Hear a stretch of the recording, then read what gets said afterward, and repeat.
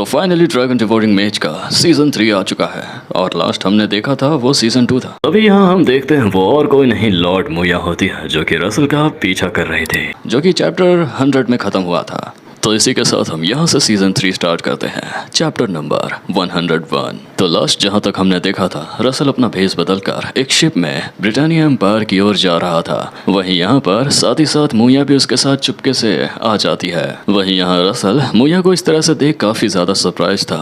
मोया रसल से कहती है कि मुझे पता है तुम किस जगह पर जा रहे हो और मैं भी तुम्हारे साथ जाना चाहूंगी, लेकिन रसल उसे बताता है कि मोया वो कोई ऐसी वैसी जगह नहीं है, वो बेहद ज्यादा खतरनाक साबित हो सकती है। फिर तभी वो देखते हैं उनकी शिप द ब्रिटानिया एम्पायर यानी कि जिस जगह जो रसल आ रहा था वहाँ पहुंच जाते हैं। फिर इसके बाद सीन शिफ्ट होता है और हम यहाँ पर देखते हैं मिस डारिया यहाँ अपने कमरे में बैठकर कुछ नोट्स पढ़ रही थी, जिसमें वो पढ़ती है कि ये इम्पेरियल थ्रोन वॉर काफी ज्यादा इंटेंस होती जा रही है। जो 5 प्रिंस हुआ करते थे उसमें से 2 की मौत हो गई। फर्क नहीं पड़ता कि वहाँ की राजगद्दी किसने अपनाई होगी, लेकिन ये काफी भयानक है।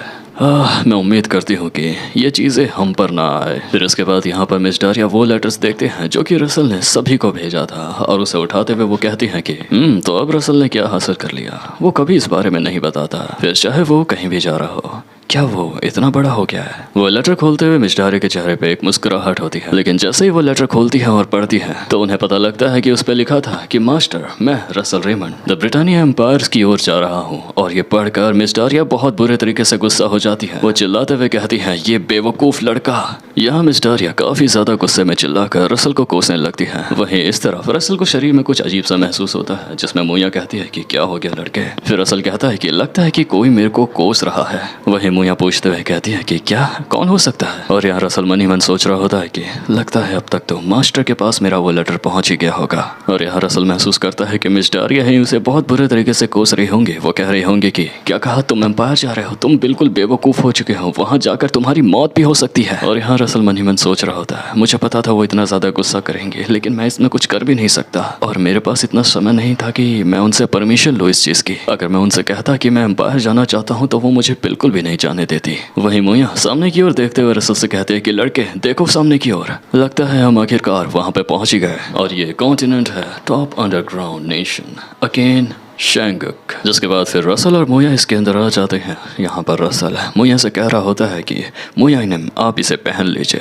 जिसमें मोया उससे पूछते हुए कहते हैं कि आखिर ये क्या है। और यहाँ रसल मोया को एक जादुई रिंग देता है और मोया उस रिंग को ऐसे देख बहुत ज्यादा खुश हो रही होती है। उसे ऐसा लग रहा था कि रसल ने प्रपोजल टाइप में उसे रिंग दी है, लेकिन फिर रसल उसे बताता है कि एक जादुई रिंग है, इससे हमारी अपीयरेंस यहाँ से बदल जाएगी। इस जादुई रिंग से तुम अपने फेस को भी बदल सकती हो, जैसे कि तुम्हारे बाल और शायद थोड़ी बहुत तुम्हारी आंखें भी, क्योंकि यहाँ पर उत्तरी इलाकों में जो रहने वाले लोग होते हैं उनके ज्यादातर बाल प्लैटिनम होते हैं और आंखें ब्लैक। फिर मोया भी उस रिंग को पहन लेती है, जिससे कि उसका पूरा का पूरा लुक ही बदल जाता है। उसके बाल प्लैटिनम हो जाते हैं और उसकी आंखें ब्लैक हो जाती है, मींस सिल्वर टाइप में ब्लैक। जिसके बाद वो रसल से काफी खुश होते हुए कहती है कि तो लड़के मैं काफी ज्यादा अच्छी दिख रही हूँ ना। जिसके बाद फिर मोया शीशे में देखते हुए अपने आप से कहती है, मैं थोड़ी बहुत ही तो बदली हूँ। वहीं फिर उधर से रसल भी एक हल्की सी मुस्कुराहट के साथ उसे कहता है, वैसे मोया तुम्हारा इतना बदलना ही काफी है अभी यहाँ के लिए, तो अब जब हम यहाँ पर एक रोल प्ले कर रहे हैं तो क्यों ना हम अब आगे बढ़े। जिसके बाद फिर रसल और मोया एक होटल में आ जाते हैं और यहाँ पर ऐसा प्रेजेंट कर रहे होते हैं जैसे कि वो पति पत्नी है। वहीं फिर मोया सामने खड़े आदमी से थोड़ी नोक-झोंक के साथ ये कहती है, हमारे ऐसे हनीमून वाले प्लान पे सेपरेट रूम लेना। हाँ,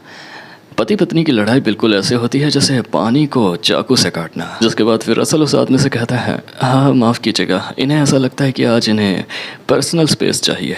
जिसके बाद फिर वहीं रसल और मोया अपने रूम की ओर जा रहे होते हैं। वहीं नीचे से कुछ लोग उन्हें कहते हैं, मैं प्रार्थना करूंगा कि आप लोगों का ये सुलझ हो जाए। फिर यहाँ मोया और रसल एक कमरे में होते हैं, जिसमें मोया रसल से कहती है कि रूम शेयर करना काफ़ी ज़्यादा अच्छा होता, तो आखिर अलग अलग रूम लेने का क्या मतलब, जबकि हम यहाँ पे सबको ये प्रिटेंड कर रहे हैं कि हम कपल्स हैं। जिसमें रसल उसे जवाब देते हुए बताता है कि जैसे कि मैंने तुम्हें पहले बताया था मोया, हमें हमारे अनएक्सपेक्टेड सिचुएशन के लिए सब करना होगा और मैं साथ ही में ये भी चाहता हूँ कि कुछ लोग यहाँ के हमें याद रखें, जिससे कि हमारे प्लान में आसानी हो। और आप प्लीज इस बात का भी ध्यान रखिए कि मैं एंगेज्ड हूँ। वहीं फिर उधर से मोया भी मुंह फुलाते हुए उससे कहती है, हाँ लेकिन मेरा ऐसा कोई प्लान नहीं है तुम दोनों के बीच में आने का, और वैसे भी मैंने बड़ी दीदी से ये वादा करा है। फिर रसल मोया से कहता है कि लेकिन एक बात, जब से वो सेरेमनी हुई है तुम प्रिंसेस को योर हाइनेस के बदले बिग सिस कहने लगी हो, ऐसा क्यों? जिसके बाद फिर मोया काफी घबराते हुए कहती है कि ये हमारे लेडीज के बीच की बात है, तुम ये नहीं जान सकते। जिसके बाद रसल मोया की बात हंसकर ऐसे ही टाल देता है। उसके बाद अगली बात बताता है,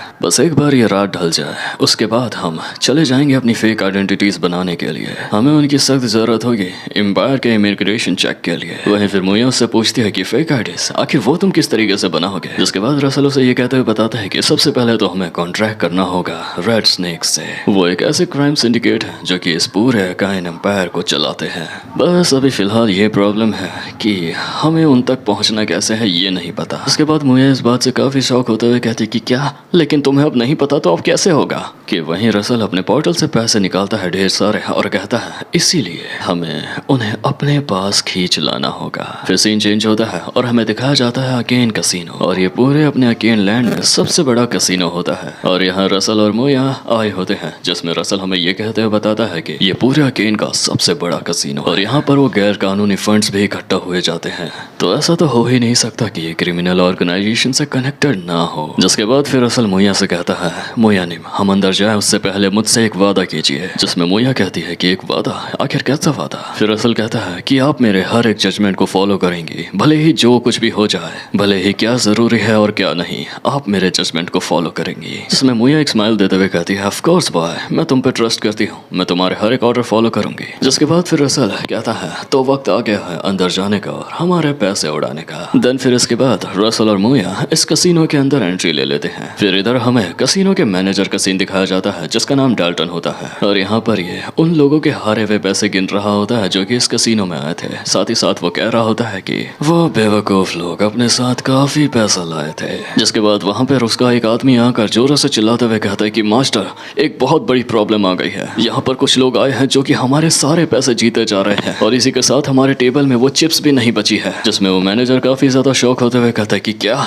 आखिर कौन है वो लोग। जिसके बाद मैनेजर का वो आदमी, वो टकला जिसके सर पे स्नेक्स का प्रिंट होता है, वो उस तरफ उंगली दिखाते हुए कहता है कि वो लोग जो नॉर्थन फ्रोजन लैंड्स आए हैं, वो कपल्स, उन्होंने यहाँ की पूरी जगह खाली कर दी है और वो हर एक बाजी जीते जा रहे हैं। ऐसा कोई भी गेम नहीं हो रहा कि वो लोग नहीं जीत रहे, क्या हम उन्हें कोई भी बहाना देकर यहाँ से भगा दें। जिसमें फिर वो मैनेजर यानी कि डाल्टन कहता है, नहीं, हम बाकी गेस्ट के सामने बिल्कुल भी ऐसा नहीं कर सकते। एक काम करो, उन्हें हमारे पेंट हाउस पर लेकर आ जाओ। इस पूरे कसीनो में मैं ही लो हूँ और मैं ही किंग हूँ, तो मेरी इजाजत के बगैर कोई भी यहाँ से कुछ भी नहीं लेकर जा सकता। जिसके बाद फिर एसो रसल एक और बाजी जीत जाता है और उसके सामने वाला बंदा हार जाता है। वहीं बगल से मुया कहती है, ओ बॉय, तुम काफी अच्छा खेल रहे हो, ये 9वीं बार होगा कि तुम जीत रहे हो। जिसके बाद रसल जवाब देते हुए कहता है कि हाँ, बस मैंने रूल्स और प्रोबेबिलिटीज को थोड़ा सा कैलकुलेट करा है। और मनी मन रसल हमें ये कहते हुए बताता है कि मुया जो मैंने तुम्हें जवाब दिया वो बिल्कुल सही है, लेकिन सच ये है कि इन कार्ड्स पे ऐसे मार्क्स होते हैं जो कि इनका डीलर ही सिर्फ इन्हें देख सकता है। ये शुरुआती से ही बिल्कुल रिग्ड थे, तो इसमें कोई भी प्लेयर जीत नहीं सकता था। तो इसीलिए मैंने पहले में ऐसा खेलना दिखाया जैसे मैं हार रहा हूँ, लेकिन जैसे ही गेम आगे बढ़ने लगा और सामने वाला ऐसा करने लगा तो मैं पीछे ऐसे बैठकर देख नहीं सकता था। फिर तभी रसल पीछे की ओर देखता है, उसके पीछे से वो मैनेजर के 3 आदमी आ रहे होते हैं। जिसके बाद वो आगे रसल और मुया से कहते हैं कि गुड इवनिंग आवर गेस्ट, मुझे ऐसा लगता है कि हमारी ये जगह आपके लेवल को सूट नहीं कर रही, तो क्या आप हमारे एक बहुत बड़े गेम को ज्वाइन करना चाहेंगे।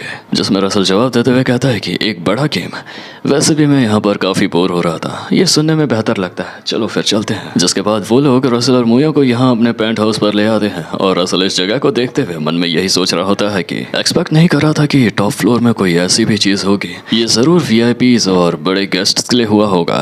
फिर तभी उधर से डाल्टन आता है और अपने आप को इंट्रोड्यूस करते हुए कहता है, गुड इवनिंग, मेरा नाम डाल्टन है और मैं इस पूरे कसीनो का मैनेजर हूँ, और मैं आप लोगों के खेल से इतना ज़्यादा इम्प्रेस हुआ कि मुझे आप लोगों को पर्सनली यहाँ पर इनवाइट करना ही पड़ा है। जिसमें रसल जवाब देते हुए कहता है कि लगता है मैं काफ़ी ज़्यादा बार जीत गया था इसलिए। वहीं फिर डाल्टन जवाब देते हुए कहता है कि नहीं, ऐसा नहीं है, मैंने तो आप लोगों को यहाँ पर इसलिए बुलाया ताकि आपकी जीत को सेलिब्रेट किया जाए। और फिर यहाँ मुया फुसफुसाते हुए रसल से कह रही होती है कि मुझे इसकी स्माइल काफ़ी ज़्यादा दिक्कत दे रही है, क्या मैं इसे ख़त्म कर दूँ। जिसमें रसल कहता है कि मुया, तुमने मुझसे प्रॉमिस किया था ना। वहीं फिर डाल्टन एक ड्रिंक मंगाते हुए उनसे कहता है कि कि तो आप लोगों के वेलकम के तौर पर मेरे को एक ड्रिंक आपको ऑफर करने दीजिए। वेटर, इन लोगों के लिए यहाँ का सबसे ज्यादा एक्सपेंसिव ड्रिंक लेकर आया जाए। फिर उसके बाद मुया वो ड्रिंक तुरंत ही उठा लेती है, ये कहते हुए कि ओह, अगर ये एक्सपेंसिव है तो मैं तो इसे जरूर पीऊंगी। और ऐसे कहकर वो इस ड्रिंक को पूरा का पूरा पी जाती है। फिर तभी मुया को पीने के बाद ये पता चलता है कि इस ड्रिंक में ड्रग्स मिलाया गया था। जिसके बाद वो गुस्से से वो ग्लास को फोड़ देती है और रसल से कहती है, रसल ये मत कहना कि इन्होंने इस ड्रिंक में ड्रग मिलाया था। जिसके बाद रसल भी अपना गिलास फेंकते हुए कहता है कि हाँ, सही कहा, इन्होंने इस ड्रिंक में ड्रग मिलाया था। वहीं फिर सामने से वो डेल्टन कहता है कि शिट, अगर हमारे ड्रग्स इन पर काम नहीं आए तो अब हम इनसे सारे पैसे यहीं गवा बैठेंगे। फिर रसल को उनकी ये बात सुनकर काफी ज्यादा गुस्सा आता है और फिर वो अपना ऑरा फ्रेम करते हुए दिखाता है। साथ ही में वो ये कहता है कि क्या सच में ये लोग हमारे पैसे के पीछे ही पड़े थे। और रसल का ये ऑरा फ्रेम ऐसे होते देख डेल्टन बहुत ज्यादा घबरा जाता है। जिसके बाद डेल्टन के बगल में खड़ा वो आदमी चिल्लाते हुए कहता है कि इन लोगों को तो अपनी जिंदगी की भीख मांगनी चाहिए, लेकिन ये लोग तो बिल्कुल भी नहीं डर रहे। क्या तुम लोगों को दिखाई नहीं दे रहा आखिर तुम लोग किस सिचुएशन में हो। जिसके बाद उसका वो मैनेजर डेल्टन उसे चिल्लाते हुए कहता है कि ओए बेवकूफ, ये सब कहने की जरूरत नहीं है और पीछे हट।